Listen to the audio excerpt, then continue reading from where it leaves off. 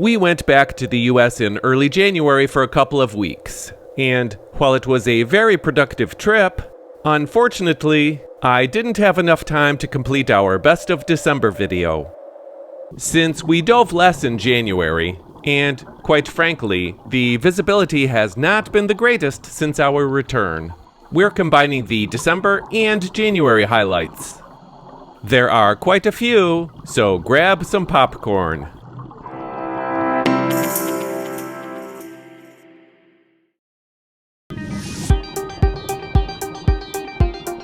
We'll start our first-time capture section with a couple of animals I've been looking for a long time. This is an urchin bumblebee shrimp.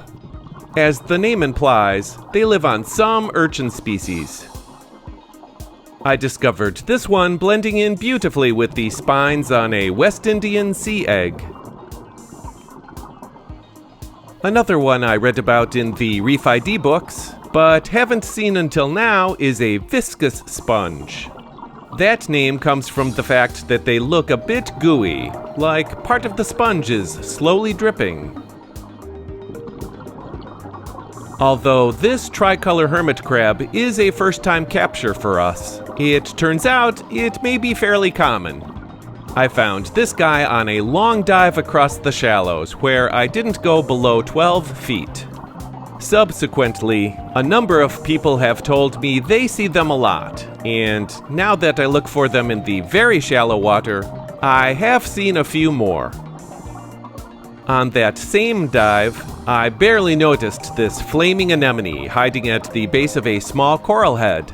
To be honest, I had no idea what it was, and the ribbing reminded me of a flower coral. That is, until I saw part of it retract.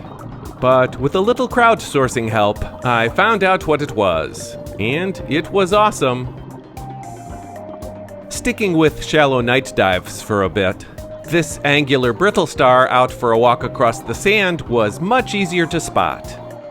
Typically, brittle stars are found around coral heads or sponges, so I wonder where this one was going. Now, don't get the impression that all sorts of odd creatures are just sitting out in the open every night, but I was lucky enough to see this West Indian topshell later in December. They are also sometimes referred to as magpie shells, and they can get up to almost 5.5 inches. Another new shelled animal we saw was this eightrib limpet. We don't see limpets that often. This variety gets their name from the 8 pronounced ribs radiating from the center. Our first new fish was this very small coral scorpionfish. It was well camouflaged, hiding among the coral rubble. If the head weren't pink, I probably would have never seen it. Actually, there were 2 tiny scorpionfish, but this one won't stay that way. This is a juvenile spotted scorpionfish. They're still relatively cute when they're babies. Too bad the adults aren't as, photogenic. Just kidding. Our last new fish is this larval barracuda. Initially, I saw it near the seafloor, but followed it up into the water column. Unfortunately, there were a lot of particulates in the water, so focusing was difficult, but I was able to get a few short clips of usable footage as proof. Not all of the new and weird stuff was at night. We did have some new discoveries during the day as well. Leslie noticed these very tiny jellies throughout the water column on one dive. They were between 1/4 and 1/2 inch in diameter, and we haven't been able to identify them. If you have any suggestions, please leave us a comment below. I'm also not sure about this one, although it is definitely a new snail for me. It could be a Turritriton tabulatus, or someone suggested a Guternium muracinum. Sorry for those pronunciations. Anyway, we don't have any definitive characteristics, so feel free to chime in on this one as well. Finally, during a morning dive, there was a short-tail snake eel poking its head out of the sand. So far, we have never captured a snake eel body, but we hope to someday. Snake eels are very skittish, and this one ducked underneath as soon as we approached. Fortunately, our behavior section has plenty of other sea life exhibiting more animated and friendly behaviors. So stick around.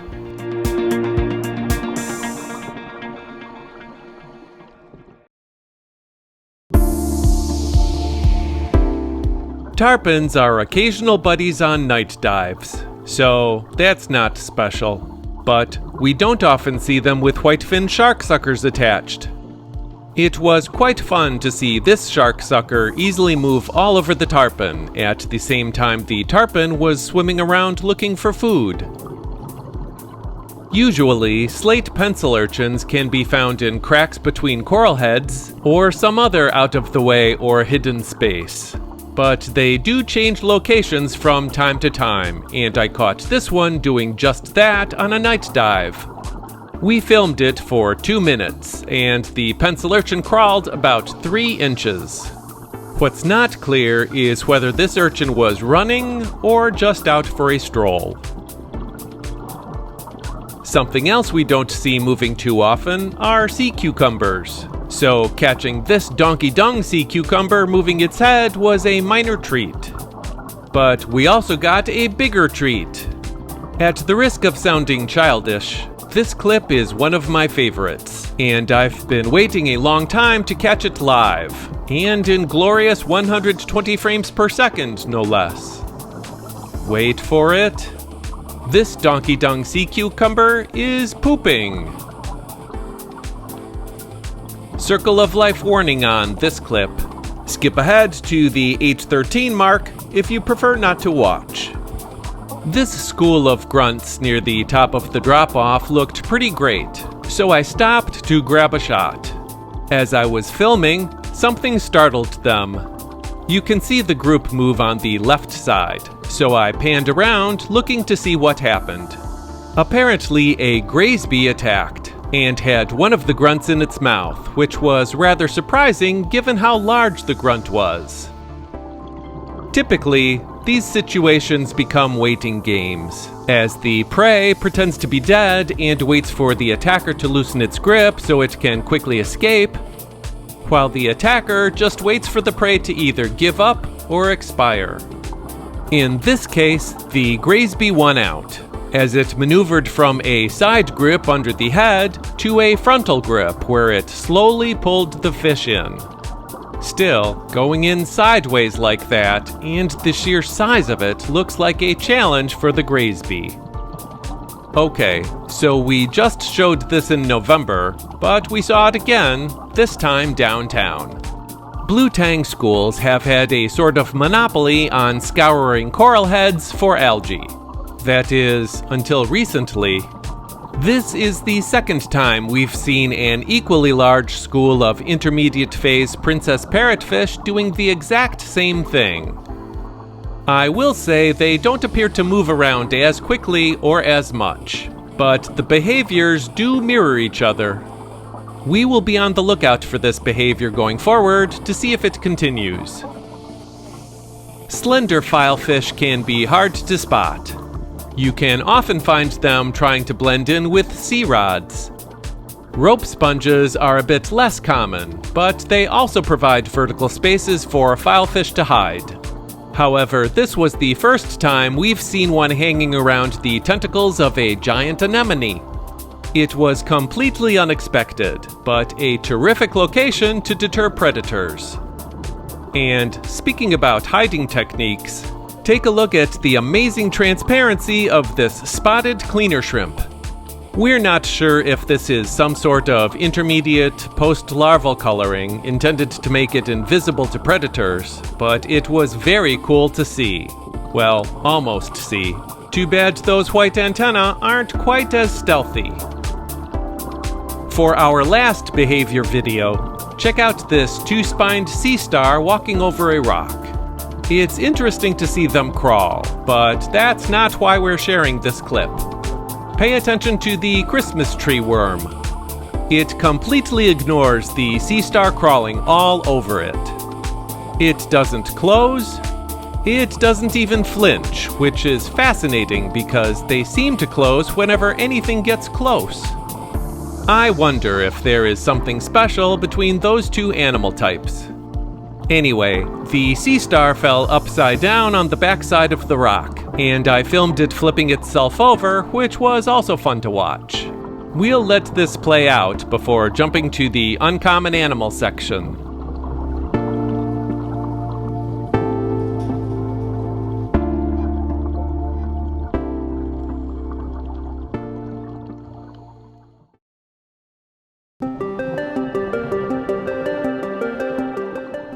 Our uncommon animal sightings range from a few months back to just over 2 years. Prior to this sighting, we last saw a web burrfish in October. They are beautiful animals, and if anyone knows of a dive sock manufacturer that can make this pattern, let me know. It has also been a couple of months between blackjack sightings. It was at the same spot it was in November, but we've been to that site 8 times in between and didn't see it. Come to think of it, the green to blue gradient with a line of black diamonds would also make for an excellent pair of socks. So many ideas. We have to go all the way back to last April for the last time we saw a black point sculling crab. On this night dive, there were 3 at various points on a concrete mooring block in the shallows. I love the way they use the paddles on their back legs for faster movement. Coincidentally, April was also the last time we saw a blackfin cardinalfish. They are pretty small and move around the sea floor rather quickly, so they can be hard to spot. We slowed this one down to 120 frames per second to get a nice long view. Admittedly, this is not the best footage, but we haven't seen a midnight parrotfish in over 2 years. It was passing by below us when I saw it, so I tried as best I could to get down there without losing track of Leslie. Still, I got proof. This next one isn't uncommon because of the animal itself, but because of its coloring. We typically see gray branching vase sponges. In fact, we look for them quite a bit because they seem to be a favorite home for sponge peppermint shrimp. This one was very unique because it was brown. Sadly, no shrimp. Caribbean reef squid were pretty frequent sightings in 2023 and the first bit of 2024. This squad numbered almost 20, so we have been a little disappointed that we haven't seen nearly as many in the back half of 2024. We only saw this one in December and another single squid in January. This one was quite shy, as there were a number of other divers in the area. Well, I did manage to get one more on a night dive. This very small juvenile was either curious, or perhaps using my lights to find food in the water column. Juveniles look exactly the same as adults, however, this guy was less than an inch long. We showed southern sennets in November, but we finally got close enough to the school to get some good detail.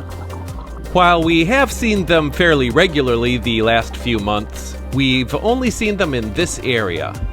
And we were able to hover over a rough box crab as it was enjoying a snack. This was only the second one we've seen on Bonaire in the last year. You know how I know that? Because I track the sea life I film on the Sea Life Frequency Tracker, which is coming up.